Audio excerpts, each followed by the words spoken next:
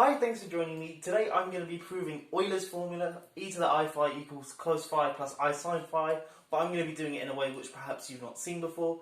The standard way is to look at perhaps the Taylor series of each of these things and show that they're the same. But today I'm going to be using nothing but basic integration. So if you know your normal integration techniques and you know some double angle formulae, hopefully you should be able to follow. Technically we are sort of touching on complex analysis. But if you've not seen complex analysis before, don't worry. Anyway, let's get stuck in. I'm going to start off with this very sort of rogue starting point, but you'll see at the end why I've started with this. But we're going to start with this thing here. 2i divided by 1 plus z squared, and that is equal to 1 over z minus I minus 1 over z plus I. Okay, and you can just verify that that's true by cross multiplying on the right hand side. You're going to get z plus I minus z minus I, so you get I minus minus I on the top, so that's 2i, and on the bottom you're going to get z squared minus I squared, but I squared is minus 1, so you've got z squared minus minus 1, which is z squared plus 1. Okay, so this thing holds. Then the next thing I'm going to do is integrate both sides. So if I integrate the left hand side, well 2i is just a constant, so I can bring that out, and I'm integrating 1 over 1 plus z squared, well that's just a standard integral, that's the inverse tangent of z. Okay, so this is 2i times the inverse tangent of z. Okay, and that equals, let's integrate this side. Now we're going to treat I like a real number, which I guess technically we can't do. But if you haven't seen complex analysis before, this is the best way to think of it. So this is just log z minus I minus log z plus I. And of course, because we're integrating, we're going to have some arbitrary constant c. Now, if you have done complex analysis before, going from that line to that line is indeed valid, and it's independent of which branch of log you choose, because you can see here, if we add a 2i n pi here we're going to subtract a 2i n pi. Okay, so it's always going to cancel, so we don't really need to worry about that. But going from there to there is indeed valid. So if you've not done complex analysis before, don't worry, you are allowed to go from that line to that line. Anyway, let's carry on. Let's clean up the right hand side a little bit.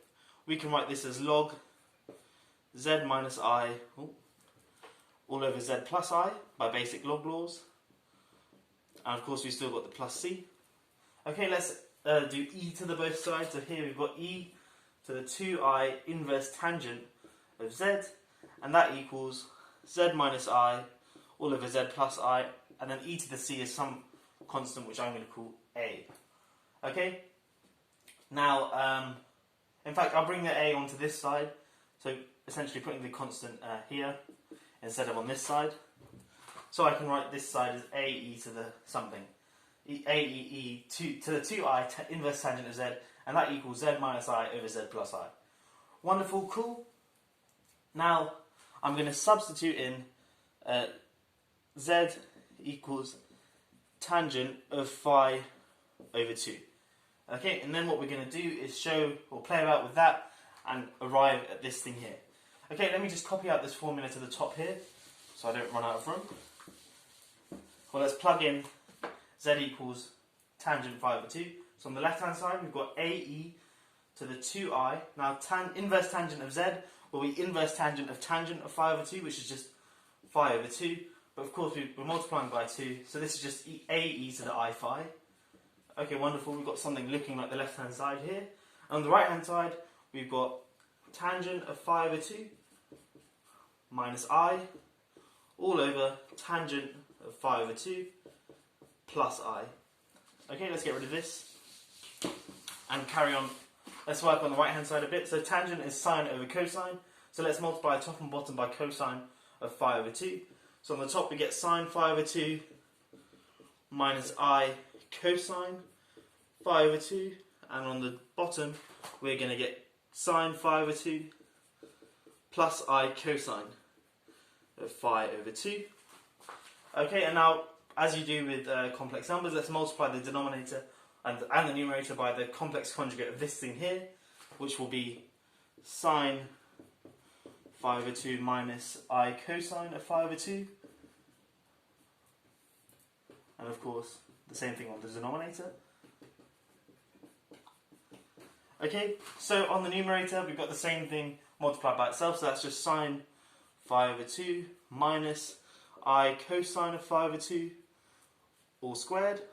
And on the denominator, this thing, any number multiplied by its complex conjugate is just the first term squared plus the imaginary part squared. So that's just sine squared phi over 2 plus cosine squared phi over 2. But of course, that's a very standard trigonometric identity, that is 1. Okay, so we've just left with the numerator.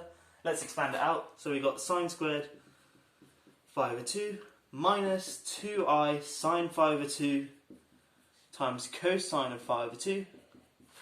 And then this thing will expand out to give us minus cosine squared phi over 2. Okay, now we're going to use our double angle formula. Sine squared phi over 2 minus cosine squared phi over 2 is minus cosine of phi. Okay, and then 2i sine phi over 2 cosine phi over 2 is I sine phi. Okay, cool. So we've got the a e to the I phi equals minus cosine phi minus I sine phi. Let me write that up here. Okay, and now we're going to work out what our value of a is, and then hopefully everything should fall out nicely. Okay, so far what we've done is we've got to this formula here, and this holds for all phi, okay, because what we started with was an identity, integrated, and we have our constant here, and then just essentially did some algebra and got to this line here. Okay, let's put in the case phi equals 0. So when phi equals 0, on the left hand side we've got a times e to the I times 0. I times 0 is 0, so we've got e to the 0, which is 1. So we've just got a times 1, which is a, on the left hand side. On the right hand side we've got minus cosine of 0. Cosine of 0 is 1, so we've got minus 1, plus I times sine of 0, or sine of 0 is 0, so we've got plus I times 0, which is 0. So we get that a equals minus 1. So let's put it back in here. We've got minus e to the I phi equals minus cosine phi minus I sine phi, and you can see what I'm going to do next, just multiply through by minus 1. So on this side here I've got e to the I phi, and on the right hand side I've got cosine phi plus I sine phi. And that's exactly what we wanted. That is Euler's formula, and that's the end of the proof. I hope you have enjoyed that proof. It's something different, definitely not the standard way to prove it, but what's quite nice about this is you don't need to know anything about Taylor series, as long as you know your basic integration, and you can sort of take a leap of faith, assuming that things that work in reals sort of work in complex as well. But if you haven't done any complex analysis, the proof will still make sense to you. And yeah, it's another way to prove Euler's formula. A beautiful formula indeed. If you have enjoyed this video, please do give it a like, and if you aren't already subscribed, please do consider subscribing. I make loads of maths videos, loads of problem solving ones as well, just like this. But yeah, anyway, that's this video done. Catch you in the next one. Have a great day.